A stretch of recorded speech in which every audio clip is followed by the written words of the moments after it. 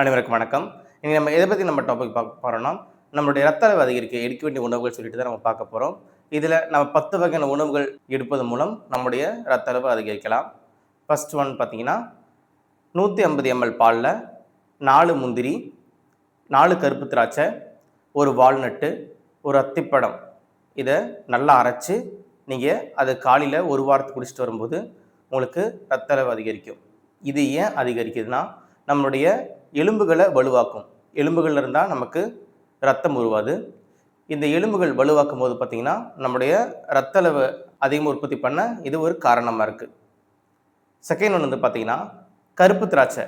இந்த கருப்பு திராட்சை வந்து பார்த்திங்கன்னா அளவுக்கு அதிகமான ரத்தத்தை உற்பத்தி செய்யக்கூடியது. ஒரு 4-5 கருப்பு திராட்சையை நம்ம நைட்டு தண்ணியில் ஊற போட்டு அந்த தண்ணியை வெறும் வயிற்றில் விடியகாலில் குடிச்சிட்டு வருவது மூலம் உங்களுக்கு ரத்த அளவு அதிகரிக்கலாம்.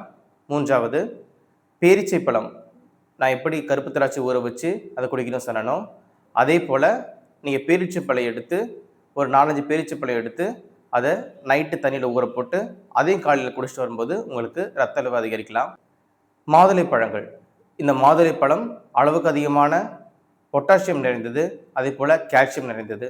இந்த பொட்டாசியம் கால்சியம் பார்த்திங்கன்னா நம்முடைய ரத்த அளவு அதிகரிக்க ஒரு முக்கியமான உணவு. நம்ம பொமோகிரானேட் வந்து எடுக்கும்போது நமக்கு ரத்த அளவு அதிகரிக்கலாம். இதே போல் சிட்ரஸ் பழங்கள், ஆரஞ்சு, எலுமிச்சம்பழம் இந்த மாதிரி நீங்கள் சிட்ரஸ் பழங்களை எடுக்கும்போது பார்த்தீங்கன்னா உங்களுக்கு ரத்த அளவு அதிகரிக்கலாம். இது ஏன்னா நம்முடைய போன்ஸுக்கு வந்து என்னென்னா இது வலுவை சேர்க்கக்கூடியது. போன்ஸ் வந்து ரத்தத்தை உற்பத்தி செய்ய இது தூண்டுதலாக இருக்குது. அதனால் இது ரத்த அளவு அதிகரிக்கலாம். இதே போல் நெல்லிக்காயை தேனில் ஊற வச்சு அதுக்கப்புறம் அது 20-25 நாள் கழித்து நீங்கள் அந்த தேன் மட்டும் குடிச்சிட்டு வர உங்களுக்கு ரத்த அளவு அதிகரிக்கலாம். முருங்கைக்கீரையை நீங்கள் குழம்பு வச்சோ இல்லை பொரியல் பண்ணியோ இல்லை அதோட தண்டுகள் நீங்கள் ரசம் வச்சு குடிக்கிறதுனால இல்லை சூப்பை வச்சு குடிக்கிறதுனால உங்களுக்கு ரத்த அளவு அதிகரிக்கலாம். ஏன்னா அளவுக்கு அதிகமான அதில் பொட்டாசியம் கண்டென்ட் வந்து அதிகமாக இருக்கனால உங்களுடைய ரத்த அளவு அதிகரிக்கலாம். இதே போல் பார்த்திங்கன்னா முட்டை. நீங்கள் தினமும் காலையில் மாலையில் நீங்கள் முட்டை எடுத்துகிட்டு வரும்போது உங்களுக்கு ரத்த அளவு அதிகரிக்கலாம். அதே போல் இறைச்சி வகைகள், ஆட்டு இறைச்சியாக இருக்கட்டும், மாட்டு இறைச்சியாக இருக்கட்டும், நீங்கள் இறைச்சி எடுக்கும்போது உங்களுக்கு அளவுக்கு அதிகமான துத்தநாகமும் அதுக்கப்புறம் பார்த்திங்கன்னா கால்சியமும் ஃபேட்டும் புரோட்டீனும் கிடைக்கிறதுனால பார்த்திங்கன்னா உங்களுக்கு ரத்த அளவு அதிகரிக்குது. ஆட்டு இறைச்சியோட மண்ணீரல், அதாவது ஸ்ப்ரீன்.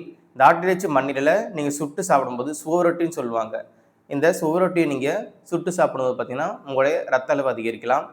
இதே போல் பார்த்திங்கன்னா ஆப்பிள். ஒரு ஆப்பிள் சாப்பிட்டா அதை ஒரு சொட்டு ரத்தம் உருவாக வாய்ப்பு இருக்கிறது. அதனால் நீங்கள் ஆப்பிள் வந்து அதிகமாக எடுத்துக்கலாம். அதே போல் பார்த்திங்கன்னா முக்கணிகள், மாப்பழ வாழை. இந்த மாப்பழ வாழை எடுக்கும்போது பார்த்திங்கன்னா அதில் அளவுக்கு அதிகமாக சர்க்கரை அளவு இருக்குது. இந்த அளவுக்கு அதிகமாக சர்க்கரை அளவும் நம்முடைய இரத்த செல்களை உற்பத்தி செய்யும் திறனை கொண்டது. அதனால் நீங்கள் அந்த ஃப்ரூட்ஸ் எடுத்துக்கலாம். இதே போல் பச்சை காய்கறிகள், வெண்டைக்காயாக இருக்கட்டும், அதுக்கப்புறம் பார்த்திங்கன்னா சுரைக்காய், அதுக்கப்புறம் புடலங்காய், இந்த மாதிரி காய்கறிகள் நீங்கள் அளவுக்கு அதிகமாக நீங்கள் வேக வச்சு எடுக்கிறது மூலமும் அல்லது நீங்கள் குழம்பாக நீங்கள் சாப்பிட்றது மூலமும் உங்களுக்கு ரத்த அளவு அதிகரிக்கலாம். தானிய வகைகள், பாசிப்பயிறு, கொண்டக்கடலை, கொள்ளு இந்த மாதிரி சொல்லிட்டு நீங்கள் சாப்பிடுவது மூலமும் வேக வைத்து சாப்பிடுவது மூலம் உங்களுக்கு ரத்த அளவு அதிகரிக்கலாம். ரத்த அளவு அதிகரிக்கக்கூடிய apple juice, beetroot juice, carrot juice, ஏபிசின்னு சொல்லுவாங்க. இல்லைனா அம்லா, பீட்ரூட், கேரட். அம்லானா நெல்லிக்காய். இந்த மாதிரி நீங்கள் ஜூஸை நீங்கள் அரைச்சி கொடுப்பது மூலம் உங்களுக்கு ரத்த அளவு அதிகரிக்கலாம். வாரத்துக்கு 2 முறை இல்லைன்னா 3 முறை பீட்ரூட்டுக்கு உண்டான பொருள். ஏன்னா பீட்ரூட் வந்து நம்மளுடைய ரத்த அளவு அதிகரிக்கக்கூடிய உணவு. அதனால் பீட்ரூட்டை வந்து என்னென்னா வேக வச்சோ இல்லை நீங்கள் பொரியல் பண்ணியோ இல்லை சாப்பாடோட கலந்தோ நீங்கள் சாப்பிட்றது மூலம் உங்களுக்கு ரத்த அளவை அதிகரிக்கலாம். அதிகமான உடற்பயிற்சி, யோகா, அதுக்கப்புறம் பார்த்திங்கன்னா மன அழுத்த உண்டான காரணங்கள் எல்லாத்தையும் நீக்கி நம்ம நல்லபடியாக இருந்தோன்னா நம்முடைய இரத்த செல்கள் அதிகரிக்கலாம். கவலை, அதுக்கப்புறம் பார்த்திங்கன்னா ஸ்ட்ரெஸ்ஸு, டிப்ரெஷன், அப்புறம் பார்த்திங்கன்னா ஃபேமிலி இஷ்யூஸு, இந்த மாதிரி பலவிதமான காரணங்களாக கூட நம்முடைய இரத்த அளவு பாதிக்கப்படலாம். துரித உணவுகள், கூல்ட்ரிங்க்ஸு, அதுக்கப்புறம் ஸ்மோக்கிங், ஆல்கஹால் இந்த மாதிரி இருந்தால் கூட நம்முடைய இரத்த அளவு குறையலாம். இந்த வீடியோ உங்களுக்கு பயனுள்ளதாக இருக்குமே நம்புகிறேன். நன்றி.